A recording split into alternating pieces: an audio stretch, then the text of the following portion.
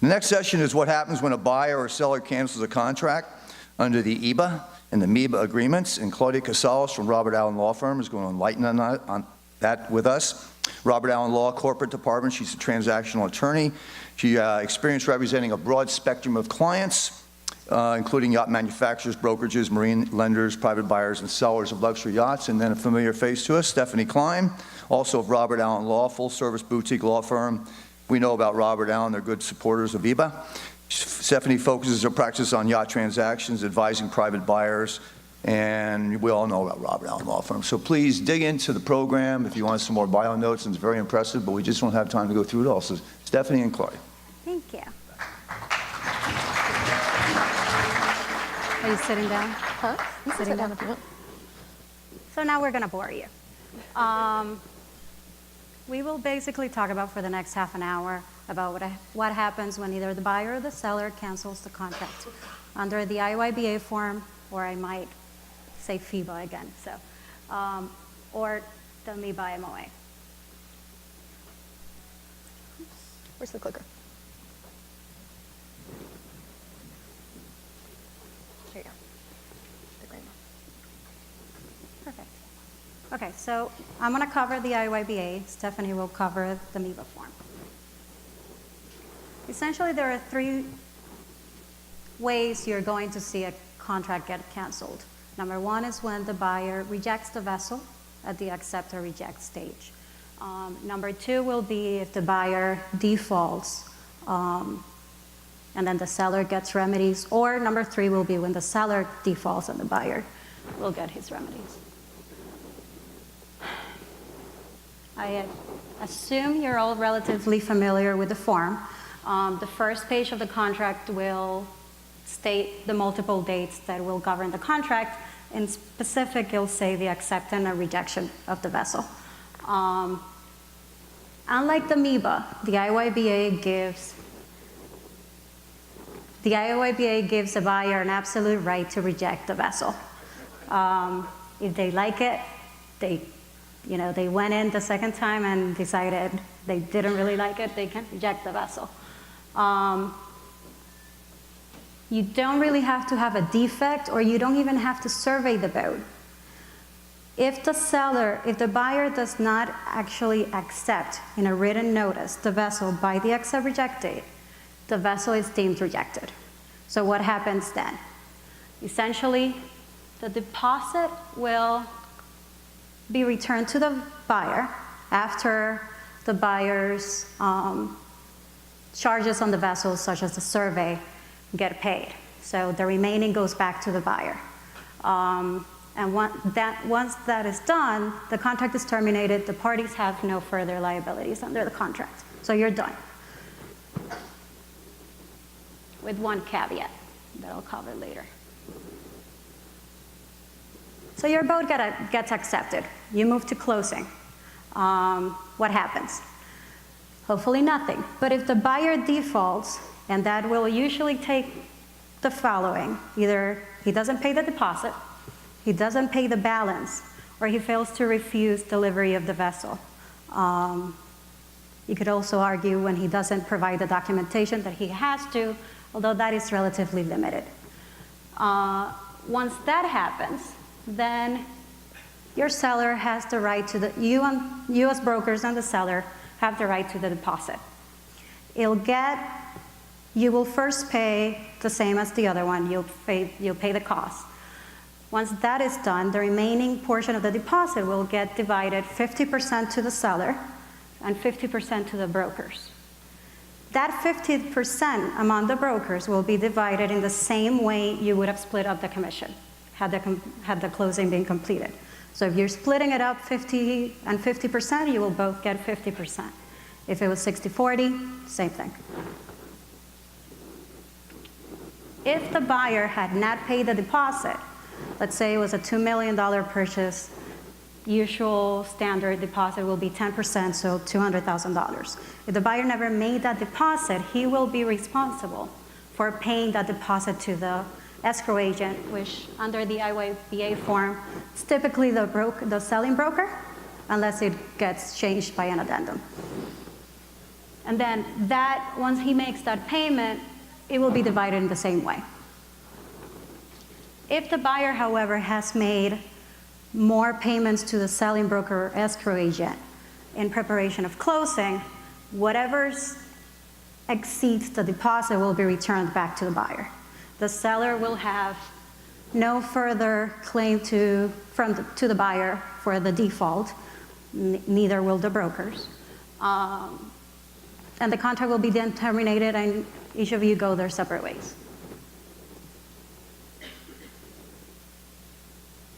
So if the seller defaults,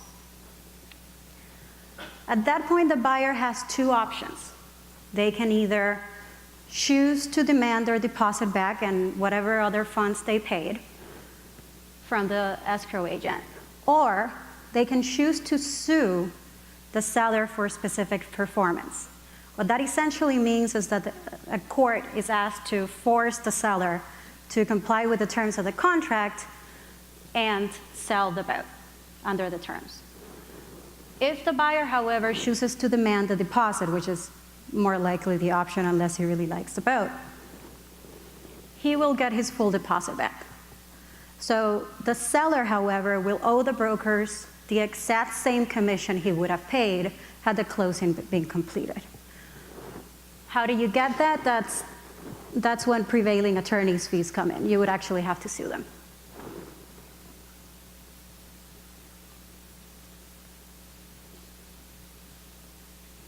So as the selling broker, if you are in fact the escrow agent, what happens if there's a dispute as to the funds?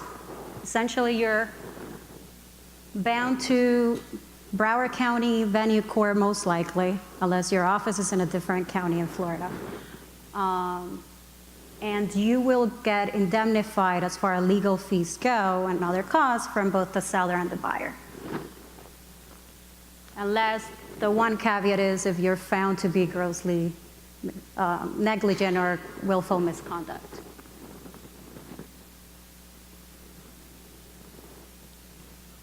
To recap, sorry, Stephanie added that picture. It makes me laugh every time. If the buyer rejects the vessel or does nothing at the by the accept reject date, the seller owes you no commission. You all go your separate ways. If, however, after the vessel is accepted, the seller defaults, then he will owe you the entire commission in the same amount as it would have been due had the closing actually been completed. And again, the one hookup on that is if you sue them and you win, you will get prevailing attorney's fees. If the buyer defaults, you will get a reduced commission from the buyer's deposit. However, the nice aspect to that is it's already there, it's paid for the most part, so you will absolutely get your commission. The one last caveat is, if for whatever reason the parties cancel the contract, and within 2 years from that cancellation, they contract again to sell the boat, you are entitled to your commission, as long as it's within those 2 years from the cancellation. And that's pretty much it. Over to you, Madame.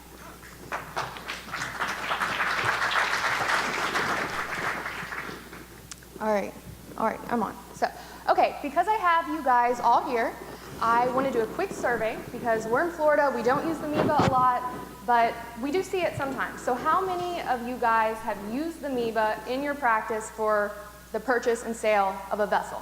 Can you raise your hands? Okay, we have a few. So those of you guys that have raised your hands, have you used an addendum to the MEBA? Yes? Raise your hands if you have. Just a few. So that tells me that the rest of you guys are signing the MEBA, using it as is. I'm going to tell you why. That's for me as a lawyer, it's a little bit scary. After we go through that, it might be a little bit more scary for you guys too. Hopefully you'll use an addendum in your next go around with the MEBA. All right. So we're going to talk about three things. Number one, the buyer's right to cancel before acceptance of the vessel. What happens when the buyer defaults? And What is the seller's right to cancel? What happens when the seller defaults and the buyer's right to cancel? All right. The buyer's right to cancel before acceptance of the vessel. Same general concept as the FEBA, but as we'll see, it's drastically different. The MEBA divides this up into two phases. The first phase is the sea trial. If the buyer does not do a sea trial, the boat is made available by the seller, but he does not do it, he is deemed to have accepted the vessel. That is the complete opposite of the FEBA. In the FEBA, as Claudia told you guys, you don't do a sea trial, you don't give notice, you don't do anything, the vessel's rejected. That's great for your buyer because who knows, maybe he got sick, maybe he's traveling, maybe he has other things going on, he forgot about his boat purchase, but he gets his deposit back under the FEBA, he's stuck with it here. So be careful, guys. If the buyer does do a sea trial, he can give his notice of rejection, but only within 24 hours of completion of the sea trial, which granted is very short, or before placing the vessel ashore for the survey. That could be even shorter than 24 hours. If you're doing the sea trial and then flipping that thing and doing the survey right after, I mean, your window of potential rejection time is drastically shortened. If the buyer rejects in this case, he gets his deposit back. All expenses incurred by the buyer in relation to the sea trial are paid from the deposit. The agreement's null and void. The other option is, what if the buyer doesn't give notice? He does the sea trial and he doesn't say anything. Again, be careful, guys, because here he's deemed to have accepted. Again, this is the exact opposite of what we have in the FEBA. And I read this a million times. I always feel like this after I read it because my head starts spinning and I think, why is this so complicated? But it gets more complicated. So phase 2 is the condition survey. If the survey shows defects, and we'll talk about what that means in a minute, other than those disclosed to the buyer prior to signing the agreement, then within 7 days of the survey, the buyer can do two things. Number one, he can ask the seller for repairs or credit. The buyer and the seller then have 7 days to agree on the repairs and or a credit, and if they don't agree, they can't come to an agreement within 7 days, the buyer gets his deposit back, the contract is terminated, everybody goes their separate ways. Or the buyer can give written notice of rejection if and only if there is a defect. And in that written notice of rejection, he doesn't just say, hey man, I'm done, don't want the boat. You have got to list very specifically exactly which defects for the reason for why you're rejecting the boat. If that's the case and you really truly do fall under that situation, which granted it's very hard, the agreement's null and void. The buyer has to repair any damage caused by him during the trial. The deposit is returned to the buyer, and the parties have no further claims against each other. That's how I feel after reading that section. So at first I was like, my head's spinning.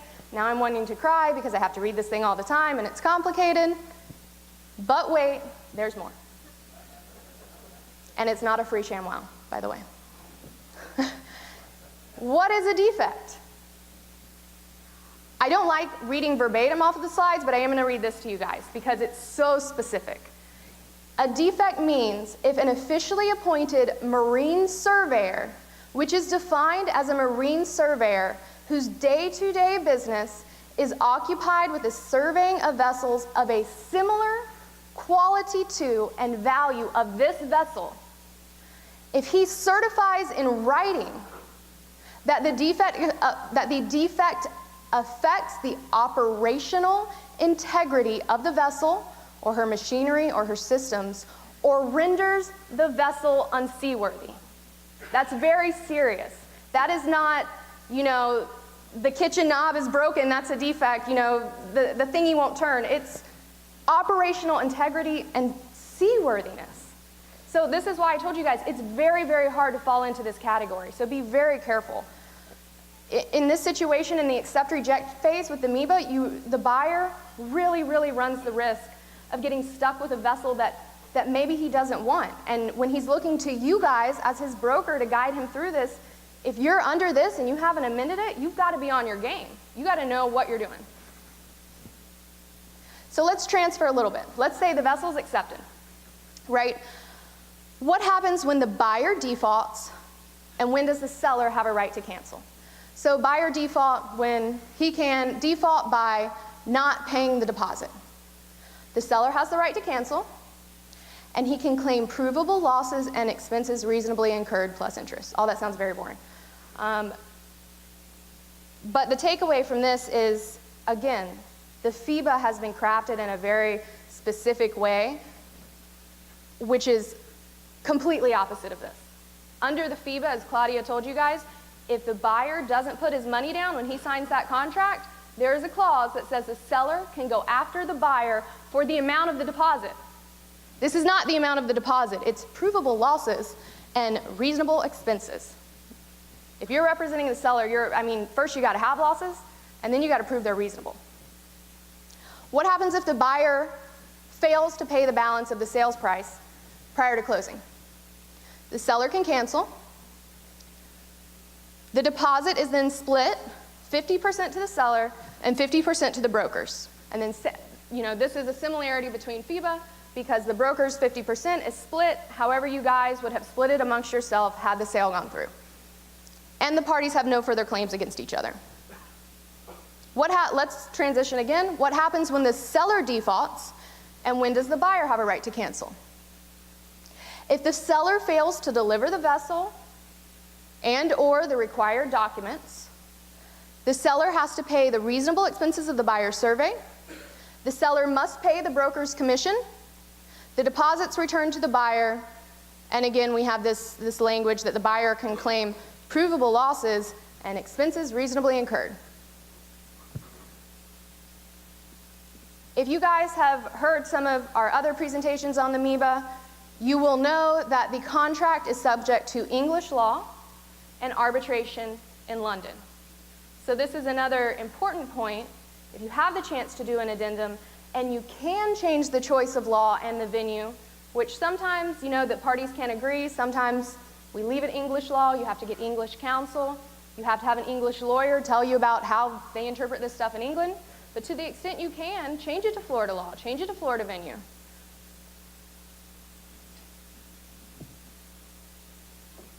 You guys want to know about your commissions. If the buyer correctly rejects the vessel before the accept-reject date, there's no commission. Like Claudia said, everybody goes their separate ways, and it's over. If the seller defaults, the seller is liable for payment of your commission. But how do you get the seller to pay? Right? You're thinking, well, the deposit's sitting there. But in this case, when the seller defaults, the deposit goes back to the buyer. So you've got to say, look at your seller and say, you owe me this money. How are you going to get him to pay? There's not a pot of money sitting there that you can grab from. You've got to go after him. That hammer that you have in this is if you do go after him, there are prevailing party attorney's fees. But there's still the headache of going through litigation and hiring a lawyer. And I know you guys are like, oh, hiring a lawyer, man. Your best case scenario, obviously it's never great when somebody defaults, but if the buyer defaults, your commission comes out of the deposit. That's the situation where you have the pot of money there, it's sitting, it's the buyer's deposit, he did something wrong, but the deposit has been split between the seller and the brokers. This is when it's easy for you guys. So yes. And I'll just add, similar to the FIBA, if the contract is canceled, and within 2 years the parties go around you guys and they contract amongst themselves, the seller owes you your commission. Again, you've got to get them to pay that commission, but that's another story, but it's good to know. So that's it. I think We that's have a couple of minutes for questions if you'd like.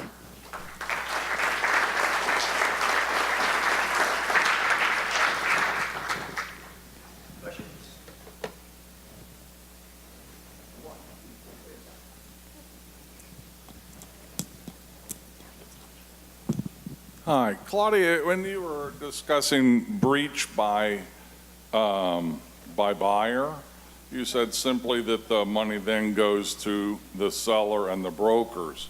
Aren't we missing something there? I mean, is generally the buyer is going to dispute it? I mean, you can't just go and sign this off, right?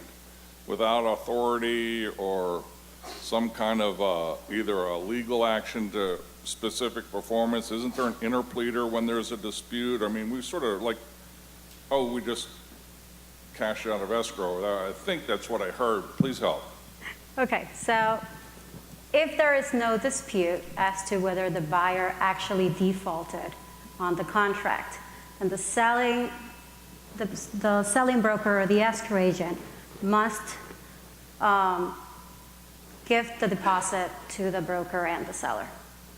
If there is a dispute, however, the best option as escrow agent is to go and set up an interpleader action. What you do is essentially you tell the court, hey, I have this deposit. The seller and the broker are disputing as to whether there's who actually defaulted on the contract. I just want to give over this deposit to you, make a decision. And so under the contract, you will be entitled to be indemnified as far as attorney's fees goes for that. Then the court will actually make the decision as to who defaulted on the contract. If it was the buyer, then it will get split how I stated. So 50% to the seller, 50% to the brokers, etc. If the court, however, finds that it was the seller, then the deposit will go back to the buyer. Does that help?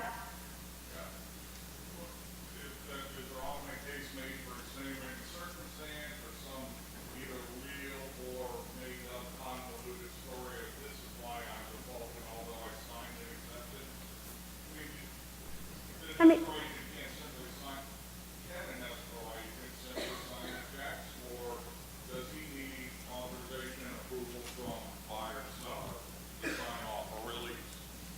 the best option is if you do see that the seller and the buyer are essentially disputing who is under the contract, however little that dispute may be, just go and set up an interpleader. It's the best way to protect yourself. You may have to hire an attorney, unfortunately, but it is the best way to protect yourself. That way you're not the one making the call as to who actually defaulted on the contract. A court will do so for you. If there is no dispute, however, as to actually who defaulted, granted that will not happen in most cases, then you have to give back the deposit depending on who was the one that defaulted. Anyone? Any other questions?